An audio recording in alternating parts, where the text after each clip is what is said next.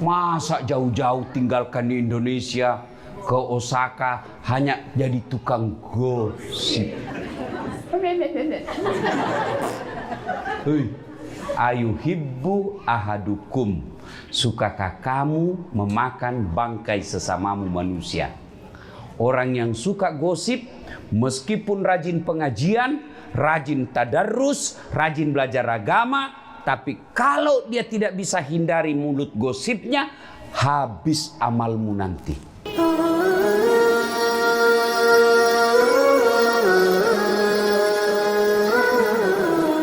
Acara kita temanya maulid. Kenapa sih kita perlu maulid? Kenapa? Tiap tahun kita rayakan dan selalu sama temanya. Dengan hikmah maulid kita teladani Nabi. Dari Sabang sampai Merauke saya ceramah maulid sampai kemana-mana sama temanya, meneladani Nabi. Iya toh? Kenapa? Kita mau teladani Nabi. Adik-adik, saya tanya ini, ya masih muda-muda, siapa anak pertamanya Nabi? Ayo. Tidak ada yang tahu. Siapa namanya anaknya ya? Jokowi? Siapa? Nah, padahal ibu-ibu berapa anaknya Nabi?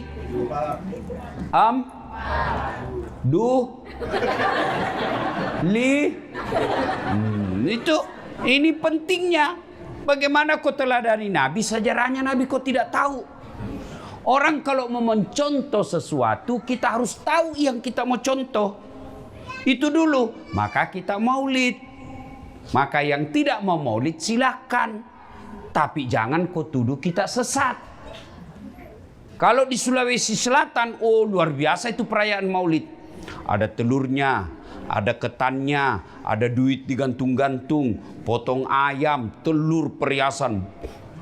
Untuk apa? Menarik perhatian supaya orang bergembira menyambut lahirnya Rasulullah Muhammad sallallahu alaihi wasallam.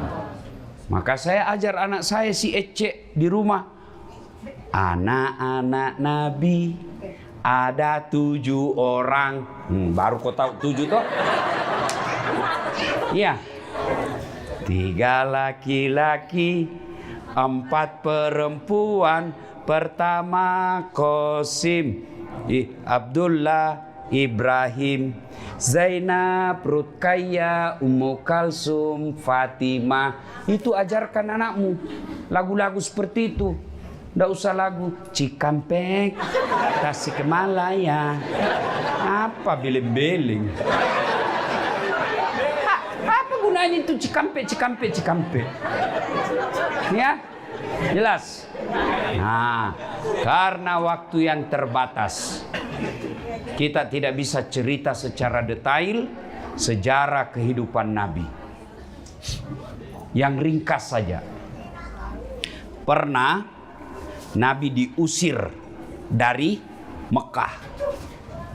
Rapatlah kafir Quraisy waktu itu. Kata Abu Jahal, wah bahaya ini Muhammad. Makin hari pergerakannya makin membahayakan. Makin banyak orang ikut sama dia. Makin kita larang dakwah, makin menjadi-jadi pengikutnya. Apa yang harus kita lakukan? Dari belakang ada yang usul. Ketua sidang, bagaimana kalau kita sogok dia duit?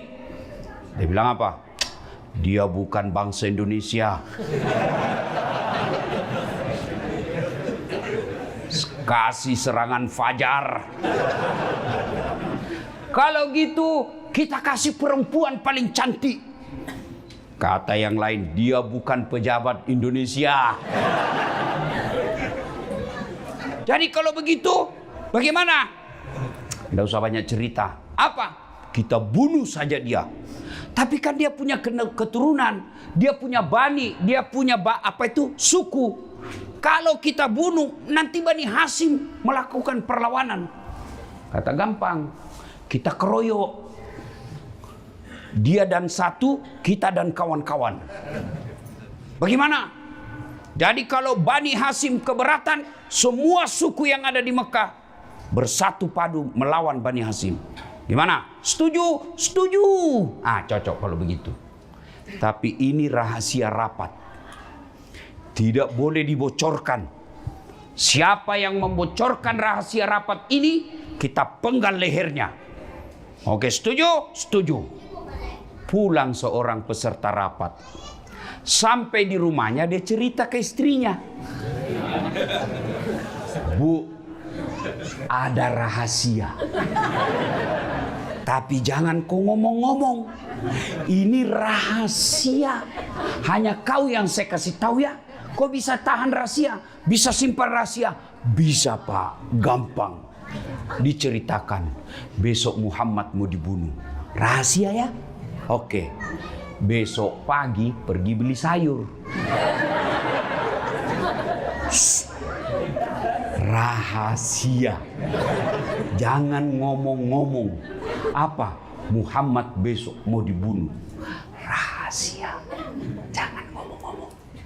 Yang sudah dikasih tahu, dia pergi lagi ke tetangganya. Rahasia. Akhirnya yang tadinya jangan ngomong-ngomong, akhirnya satu Mekah ngomong. Itulah sejak dari dulu perempuan jangan kasih tahu rahasia. Pasti bocor. Ini.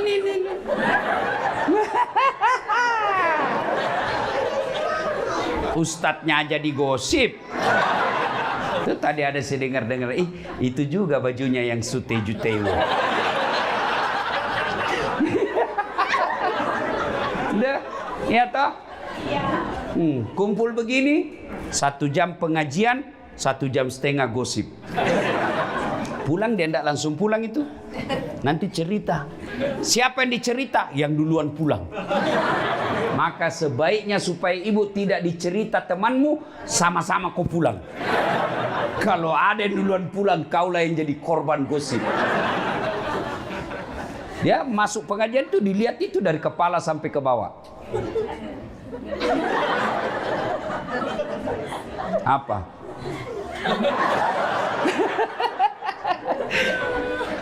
Hikmah pertama, tinggalkan gosip. Masa jauh-jauh tinggalkan di Indonesia ke Osaka hanya jadi tukang gosip. Hei, ayuhibbu ahadukum, sukakah kamu memakan bangkai sesamamu manusia? Orang yang suka gosip, meskipun rajin pengajian, rajin tadarrus, rajin belajar agama, tapi kalau dia tidak bisa hindari mulut gosipnya, habis amalmu nanti. Siapa yang ngambil? Yang kamu cerita kejelekannya. Maka berhenti go. Nah, memang tukang gosip. Saya mau bilang go internasional, tapi dia sambung ship. Memang kau tukang gosip. Ya, hei. Kalau kau lihat kekurangan temanmu, lebih baik kau ucapkan na'udzubillahi min zalik. Kita berlindung kepada Allah dari keburukan itu. Poin pertama, berhenti. Berhenti gosip. 1. Nah, kemudian ternyata Nabi juga tahu. Dari mana Nabi tahu? Mata-matanya Allah, intelnya Allah. Siapa? Jibril. Dikepunglah rumahnya Nabi. Yang mengepungnya Algojo tukang pukul preman-premannya kafir Quraisy. Kelas 1-nya. Kepung rumahnya Nabi. Riwayat mengatakan kucing pun lewat pasti kelihatan. Tapi Allah turunkan perintah. Lalu Allah memerintahkan Muhammad sallallahu alaihi wasallam untuk membaca satu kepingan ayat dalam Al-Quran. Nabi lewat, tidak ada yang bisa melihatnya. Ada yang tahu ayat itu? Nah, apa bunyinya? Jangan Pak Ustaz, pasti sudah tahu. Ibu-ibu apa? Waja'alna min baini saddang wa min halfihim fa'agsaynahum fahum Nabi lewat, tidak ada yang bisa melihatnya. Inilah yang dia baca mahasiswa saya ketika ada razia polisi lalu lintas.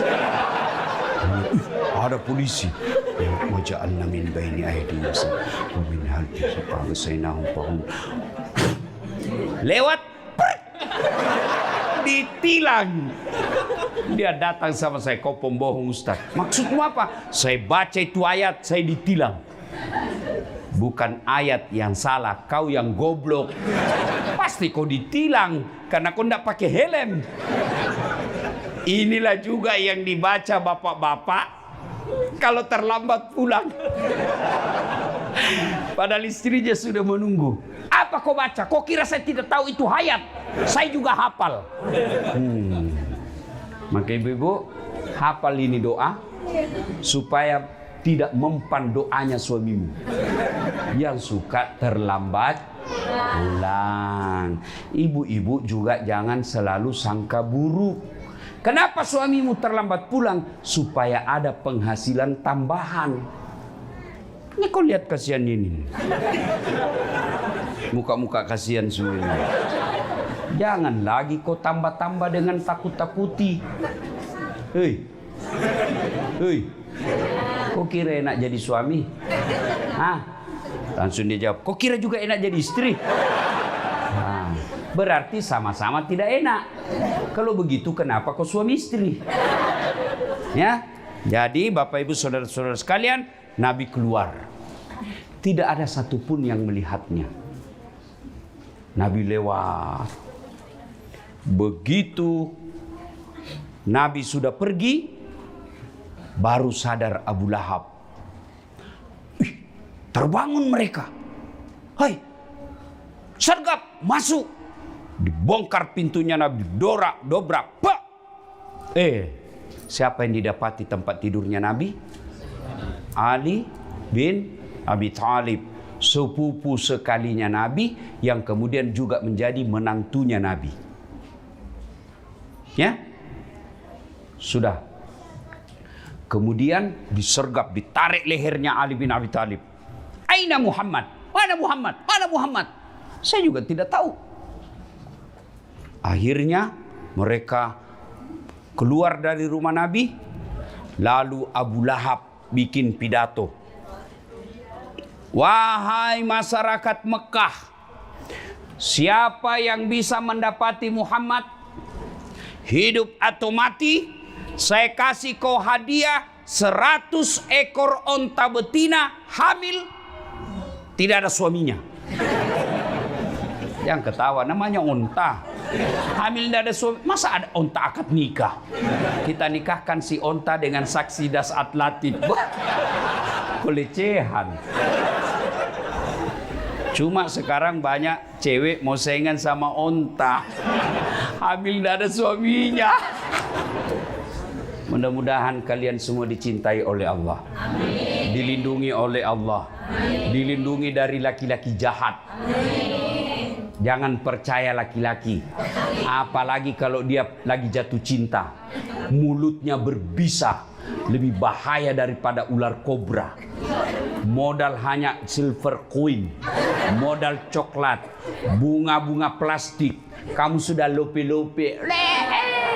Beleng-beleng.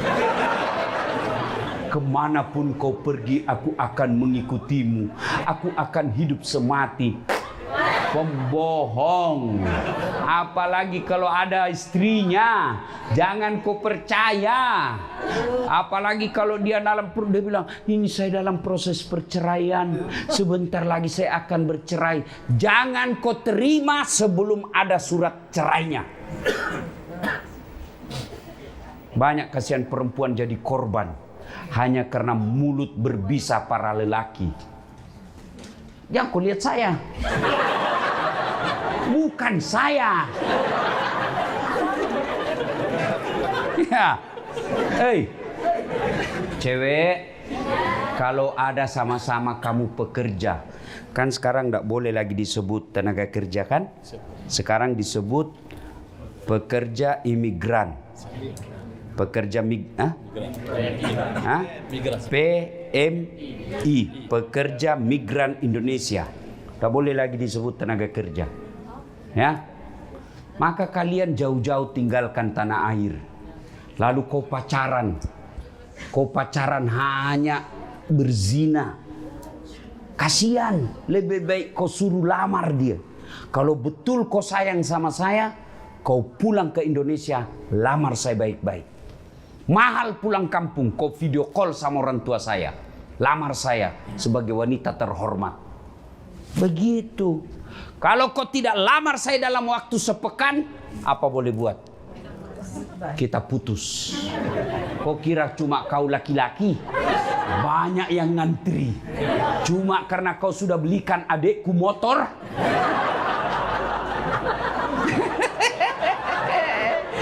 Kau ketawa, barangkali ada korban di sini. Ya. Sudah. Maka tertariklah salah seorang di antara mereka. Dia kejar ini ahli pencari jejak di Mekah. Terkenal dia. Saya lupa namanya. Dia memang ahli mencari tanda jejak. Dia tidak cari tanda jejak dari telapak kaki onta. Tapi apa? Dari angin. Dia bisa tahu seperti anjing pelacak. Dasat latif. Kenapa kau tahu? Reksonanya sehingga. Dia bisa tahu. Oh, dia dapat, Pak. Dia dapat. Ketika itu dia kejar, dia dekati Muhammad, kudanya standing. Jumping. Yang seperti Ferrari. Jatuh. Dia naik lagi ke kudanya, jatuh lagi. Naik lagi, jatuh lagi. Sampai 3 kali. Akhirnya ini orang berkata, ini bukan orang sembarang ini. Ini orang dilindungi. Sudah berapa orang saya kejar, pasti saya berhasil membunuhnya. Ini orang dilindungi. Akhirnya apa? Dia teriak.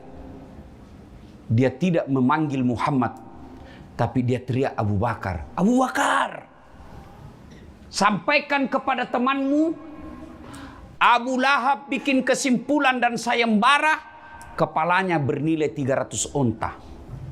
100 onta. Saya datang di sini sebenarnya ingin melakukan itu. Tapi itu orang yang ada di sampingmu, orang yang dilindungi. Lalu dia berkata, Abu Bakar, ini ada perbekalan saya bawa. Kau pakai ini, lanjutkan perjalananmu. Muhammad bersembunyi di gua Zur. Gua apa? Gua Zur. Kalau tempat menerima wahyu, gua apa? Gua Hira. Sembunyi 3 hari 3 malam. Rasulullah bersembunyi. Sebenarnya didapat itu tempatnya Nabi bersembunyi. Didapat oleh Abu Jahal dan Abu Lahab. Diintip. Akhirnya mereka dikalahkan oleh akalnya. Allah turunkan bala bantuannya. Bukan dengan membawa malaikat yang membawa batu. Bukan dengan menurunkan tentaranya berupa burung ababil.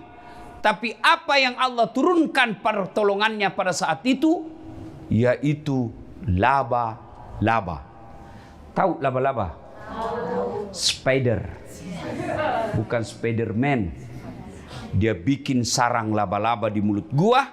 Akhirnya Abu Lahab berpikir, kalau ada Muhammad di dalam sini, tidak mungkin ada ini sarang laba-laba. Kenapa? Pasti koyak.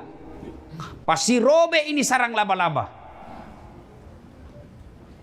Sarang laba-laba yang begitu rapuh mengalahkan pasukan pilihannya Abu Jahal. Lalu begitu ngintip lagi, Abu Bakar sudah berkata, mati kita ini. Mati sudah kita. Tapi apa kata Nabi? Ya Abu Bakar, la tahzan, Innallaha ma'ana.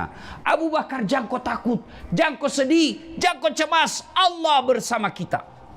Terbang burung merpati. Abu Lahab berkata, benar, tidak mungkin ada manusia bersarang di sini. Tidak mungkin ini burung merpati bersarang di dalam kalau ada manusia. Akhirnya mereka tinggalkan. Sepeninggal itu Nabi lelah dan tertidur. Panjang cerita. Nabi kemudian melanjutkan perjalanan, lalu disambutlah Nabi di Madinah dengan lagu Tala al-badru alaina min saniyatil wada, dan seterusnya. Inilah yang menjadi dalil kenapa ada ulama yang membolehkan lagu atau nyanyian. Tergantung jenis lagunya. Kalau lagunya berupa dakwah, boleh. Suamimu pulang kecapean, lalu dia duduk di kursi, kau usap-usap, kau peluk, lalu kau menyanyi. Bila kan di sisiku hati rasa syahdu. Boleh, halal. Hah? Capek, suamimu marah-marah, kamarmu berantakan, kau buka bajumu. Lalu kepeluk lagi sambil menyanyi. Insaplah. Wah. Boleh. Ya. Tapi lagu-lagu alamat palsu ini jangan, haram. Pikiranku tak dapat ku mengerti, kaki di kepala, kepala di kaki. Pantas kodongo. Kepalamu kau simpan di kakimu, kakimu di kepala. Anda jangan, ndak usah nyanyi seperti itu. Ya. Hei. Nah, apa hikmah dari kisah itu? Abu Bakar Siddiq begitu cintanya kepada Rasulullah, sehingga Allah memberikan hadiah kepada Abu Bakar Siddiq. Disebut namanya dalam Quran, meskipun tidak disebut secara tertulis Abu Bakar Siddiq, tetapi disebutkan lelaki yang bersamanya. Dialah Abu Bakar Siddiq. Apalagi penghormatan Allah kepada Abu Bakar Siddiq, Nabi kemudian bersabda, ada 10 sahabat Nabi yang pasti dijamin masuk surga. Satu di antaranya adalah Abu Bakar Siddiq. Kenapa? Karena cintanya kepada Rasulullah Muhammad sallallahu alaihi wasallam. Sedulur saklawase. Ada orang Jawa sini? Pasti namanya Margono. Kalau dia orang Sunda, Margana. Kalian Margana orang Batak. Margana Sitorus. Ikai dia orang Batak kalau ada Sitorusnya. Memang ini ibu-ibu luar biasa, ras terkuat di bumi. Weser kanan belok kiri. Begitu dikomplain, dia bilang, kenapa kau lihat weser? Mestinya kau lihat setir saya. Mana bisa dilihat setirmu? Ya, bu, kalau mau bersama Rasulullah, maka cintailah Rasulullah Muhammad sallallahu alaihi wasallam. Bagaimana cara mencintai beliau? Gimana cara mencintai Rasulullah? 1. Amalkan sunnah dan perintahnya. Apa perintah Rasulullah? Mohon maaf, maafkan saya ibu-ibu. Kalau ibu mau bersama Rasulullah, maka perintah Nabi, muliakan suamimu. Muliakan suamimu. Jangan kau jadikan suamimu tahanan. Bawaannya ya, tidak boleh. Baru suamimu pergi kerja, di mana kau? Di mana kau? Di kantor, video call. Jangan. Bu, muliakan suamimu. Perintah agama. Kalian juga suami, jangan tipu istrimu. Alasan kerja, rapat, ternyata pergi merapat. Maka yang baik, istri hormati suami, suami sayangi istri. Bagaimana prakteknya? Jangan kasar mulutmu. Apa yang kamu capai? Apa yang kamu mau capai kalau kau hina suamimu? Padahal suamimu lah yang carikan kau nafkah. Tapi suamiku jelek, Ustaz. Takdirmu. Allah memberimu jodoh yang terbaik. Kenapa? Karena kalau cakep suamimu, pasti dia malu jalan sama kamu. Kenapa? Karena kau juga jelek. Sudah ngerti kenapa suamimu jelek? Ngerti? Sudah ngerti kenapa istrimu jelek? Karena kau juga jelek. Maka saling menghormati. Ya. Hei. Tutur kata yang lembut. Jangan memaki. Tahu enggak kata Nabi? Ada 4 perempuan menjadi bahan bakar api neraka. Bahan bakar api neraka. Satu di antaranya perempuan yang suka menghina suaminya. Kau suka hina. Tapi kau 4 kali hamil.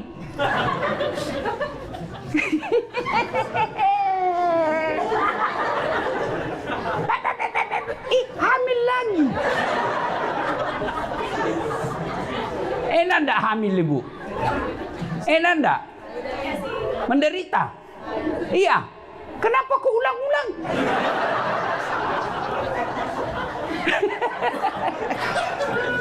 Bu, muliakan suami, tutur kata yang lembut, jangan menghina, jangan memaki, syukuri penghasilannya. Itulah istri yang soleha. Kamu juga.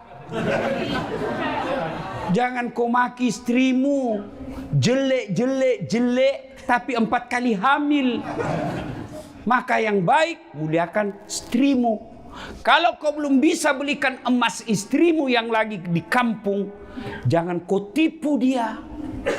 Kau belum bisa belikan rumah yang mewah, jaka kau hadiahkan dengan apa? Tutur kata yang lembut. Kalau kau serumah, bayangkan istrimu tinggalkan kampung halamannya, dia ikut ke Osaka untuk apa? Mendampingimu. Bagaimana mau berkah penghasilanmu kalau istrimu yang baik selalu kau tipu? Makanya jangan sembarang kau tulis nama di HP-mu. Teman selingkuhmu kau tulis teman kerja. Kau ketawa karena ada di situ kan? Kalau kau mau, saya kasih ibu-ibu. Kalau ibu tidak percaya bahwa ada nama palsu, minta HP-nya. Berani kau kasih istrimu? Suruh pegang HP-mu 1 minggu. Berani? 5 menit aja kau sudah kena serangan jantung. Mati. Hei, ya, cinta kepada Rasulullah, muliakan istrimu, hormati suamimu. Yang kedua, muliakan orang tuamu. Itu perintah agama. Jangan sampai kau jauh-jauh merantau ke sini, lalu kau biarkan orang tuamu kosong rekeningnya. Mending kalian yang kosong rekeningmu daripada orang tuamu yang kosong rekeningnya. Jangan sampai usia orang tuamu sudah 70 tahun, tapi beliau masih cari nafkah. Sudah saatnya orang tuamu menikmati penghasilanmu. Jangan sampai kau lebih takut sama istrimu daripada sama ibumu. Ada yang takut sama istrinya di sini?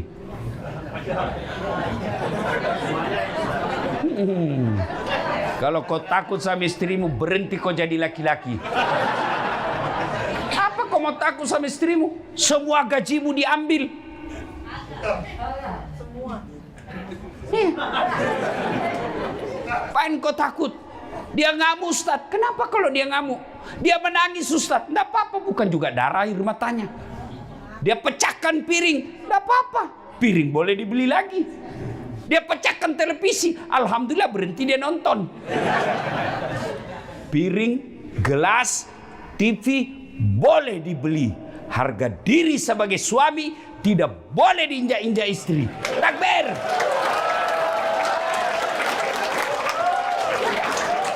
Yang takbir itulah yang takut sama istrinya.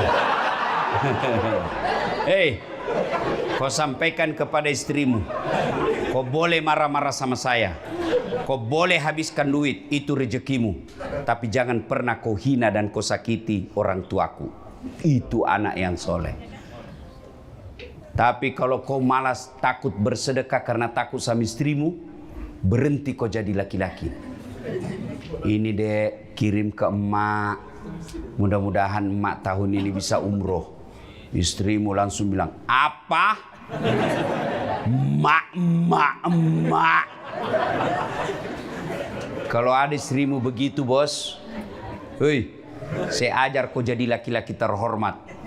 Kalau ada istrimu begitu, jangan kau ceraikan. Kasihan, jangan kau talak. Kasihan dia. Gimana Pak Ustadz? Tambah jadi 2. Biar dia tahu rasa. Hah? Hei. Mulai hari ini transfer orang tuamu tiap bulan. Berikan gajimu yang terbaik biar Allah yang ngatur hidupmu. Ridallah fi ridal walidain, suktillah fi suktil walidain. Ridanya Allah tergantung ridanya kedua orang tua, murkanya Allah tergantung murkanya orang tua. Adik-adikku sekalian, tidak ada nilainya penghasilanmu kalau orang tuamu masih susah cari nafkah. Gajimu 20 juta, belanjamu 5 juta sebulan, jadikanlah 3 juta minimal untuk orang tuamu tiap bulan. Itulah penghasilanmu yang berkah. Sementara yang kau belikan motor belum tentu berkah, yang kau belikan mobil belum tentu berkah. Kenapa? Kau pakai selingkuh. Jelas? 3. Kalau kalian cinta kepada Rasulullah, bersedekahlah. Alhamdulillah saudaraku, saya kagum kepada kalian semua bisa memiliki gedung ini. Inilah yang kau masukkan ke dalam duitmu, kau masukkan pembebasan. Itulah yang menjadi hartamu dunia akhirat dan tidak bisa diambil. Ibu-ibu, hartamu berupa emas, hartamu berupa permata, belum tentu kamu yang punya. Besok-besok ibu meninggal, siapa yang punya itu emasmu? Istri kedua. Suamimu kawin lagi. Waktu kau meninggal, waktu ibu meninggal dia cabut cincinmu. Ini gaji pertamaku dulu sayang. Dia cabut gelangmu sayang, ini usia pertama. Wah, dia ulang tahun pernikahan. 3 bulan kemudian dia tersenyum, dia kasih perempuan lain itu cincinmu. Sayang, ini cincin mantan istriku, tapi karena dia sudah meninggal, silahkan kau pakai. Kamu sudah disiksa di kubur, dinikmati cincinmu oleh istri kedua. Maka daripada istri kedua yang nikmati penghasilanmu, mending kau masukkan masjid. Ngerti? Hei, kalian yang masih muda, kalau kau meninggal, siapa yang pakai mobilmu? Suami keduanya istrimu. Maka jangan pelit sedekah. Lambat lo di sedekah. Saudaraku punya gaji 20 juta, sisihkan 500.000 per bulan untuk pembangunan masjid di kampungmu. Kamu sudah tidak bisa jadi penghafal Quran. Ibu-ibu sulit jadi penghafal Quran. Lalu gimana caranya supaya punya anak penghafal Quran? Kau danai 500.000 per bulan untuk anak penghafal Quran. Sama hukumnya anak kandungmu. Saudara-saudaraku, tidak usah kau jadi ustadz. Berat. Jangan ketawa, saya serius. Tapi sisihkan penghasilanmu 500.000 untuk ustadz di kampungmu. Itulah hartamu yang tidak bisa digugat orang. Hartamu yang setengah mati kau kumpul jadi rumah. Begitu kau meninggal karena tidak ada istrimu, saudaramu yang perebutkan itu penghasilanmu. Lebih baik kau jadikan penghasilanmu, kau biayai penghafal Quran, kau biayai ulama, kau biayai penceramah. Tiap bulan kau kirimkan 500.000. Darah dagingnya jadi 500.000 itu jadi darah dagingnya. Selama dia pergi dakwah, selama itu kau dapat pahalanya seperti pahala ustadz. Jangan malah kau undang ustadz, kau remehkan, kau tidak hargai, kasih amplop ternyata salah tukar. Saya pernah rasakan ustadz. Amplop tertukar ustadz. Saya naik di mobil, saya buka lah amplop saya. Alhamdulillah dapat rezeki. Begitu saya buka, susunan acara. Ketawa senangnya ustadz, jelek nasibnya. Hah? Hei, muliakan ulamamu. Tidak mungkin agama lain yang memuliakan ulamamu. Siapa? Kalian sendiri. Berikutnya kalian cinta kepada Nabi karena waktu terbatas. Amalkanlah sunnah-sunnahnya. Amalkan sunnah. Kalian yang bisa pelihara jenggot, peliharalah. Karena itu sunnah. Tapi kalian yang kau lihat orang tidak pelihara jenggot, jangan kau anggap dia bukan sunnah. Saya kan dikategorikan tuh di medsos awal-awal itu mulai hijrah, sunnah-sunnah.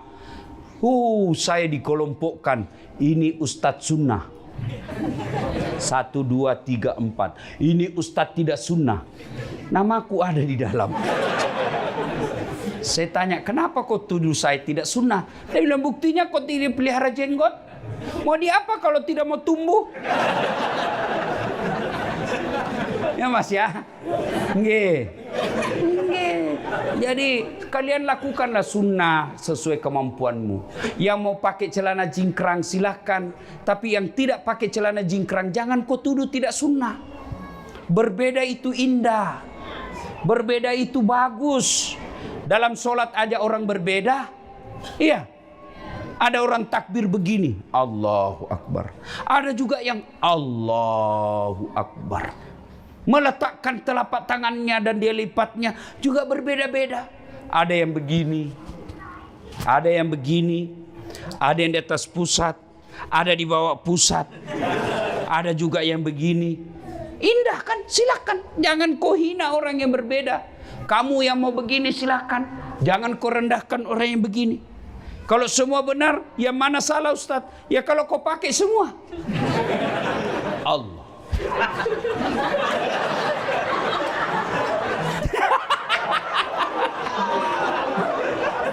Pasti salah. Iya. Gigi aja berbeda-beda. Ada gigi seri, ada gigi taring, ada gigi geraham. Bayangkan kalau semua sama gigi kita. Semua pakai gigi geraham. Repot toh makan kacang. Ya. Bagaimana kalau semua gigi taring? Repot kan makan kangkung. Kapan habisnya? Maka diberikan oleh Allah berbeda gigi. Gigi paling depan namanya gigi seri, tujuannya memotong. Gigi masuk ke depan namanya gigi taring. Fungsinya apa? Merobek. Makanya orang makan daging begini. Tidak orang makan daging begini. Tak cabut gigimu. Masuk lagi ke dalam namanya gigi geraham. Fungsinya apa? Menghancurkan. Maka hormati perbedaan. Ya, silakan lakukan sunnah.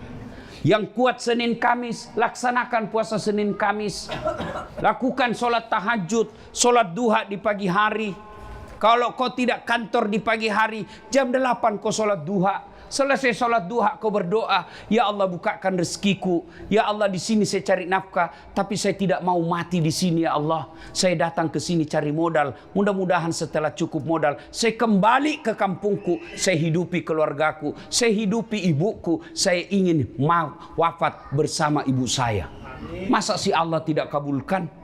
Tiap hari kau lakukan berdoa seperti itu, masa Allah tidak kabulkan? Padahal Allah sudah katakan, ud'uni astajib lakum, minta kau kepadaku, pasti saya kabulkan. 5 kali kau minta sehari, masa Allah tidak kasih? Kamu minta saja sama saya 5 kali, pasti saya kasih. Kenapa? Capek sudah saya dengar kau minta-minta. Ambil aja, capek sudah kau. Ya, saudaraku, ibu bapak, saudara-saudara sekalian, cintai Rasulullah dengan mengamalkan sunnah-sunnahnya. Termasuk sunnahnya Rasulullah adalah senyum. Sunnah. Kalau kau tidak bisa kasih temanmu duit, kasihlah dia senyum. Jangan ketawa, saya serius ini. Kau sudah tidak kasih duit, kau gosip pula. Sudah kau gosip, mukamu jelek. Maka senyumlah. Dan itu hebatnya itu senyum. Coba amalkan itu. Biar kau tidak kenal orang, kau senyum, pasti dia balas senyum. Meskipun tidak kau kenal, tidak ada orang kau senyum. Apa senyum-senyum? Pasti orang gila. Senyumlah, karena itu adalah sedekah. Tutur kata yang lembut. Oh, sudah tanda-tanda harus habis ini ya. Nah, saudara-saudara sekalian, karena waktu terbatas, ini saja tausiah kita. Kalau apa? Masih mau dengar ceramah saya? Masih? Lanjutkan di YouTube. Masih bisa ceramah dengar 2 jam? Bisa Ibu sampai jam 4? Bisa? Saya yang tidak bisa. Karena kita akan lanjutkan pada perjalanan dakwah yang berikutnya. Semoga Allah merahmati saudara-saudaraku sekalian. Semoga Allah melindungi kalian dalam cari nafkah di tempat ini. Tidak ada ingin mencari nafkah jauh-jauh dari tanah airnya, jauh-jauh dari keluarganya. Tapi Allah memilih kalian semua. Kenapa? Karena Allah tahu kalian mampu memikulnya. Silakan cari nafkah di sini, tapi jangan lupa kuatkan ibadah. Kalau kalian cari nafkah saja, mengabaikan sholatmu, mengabaikan ibadah, maka dunia ini tidak ada artinya di sisi Allah. Kalian akan hina mencari nafkah. Bisa jadi kalau kalian cari nafkah, menghalalkan segala cara, kalian akan menjadi pengejar dunia. Dan tahu mengejar dunia itu seperti meminum air laut. Makin diminum, makin haus. Makin diminum, makin haus. Orang yang mengejar dunia tanpa mengingat akhiratnya, maka dia akan kehilangan dunia dan kehilangan akhiratnya. Demikian, mudah-mudahan ada manfaat. Lebih dan kurangnya mohon dimaafkan. Usikum wa nafsi bitaqwallah. Assalamualaikum warahmatullahi wabarakatuh.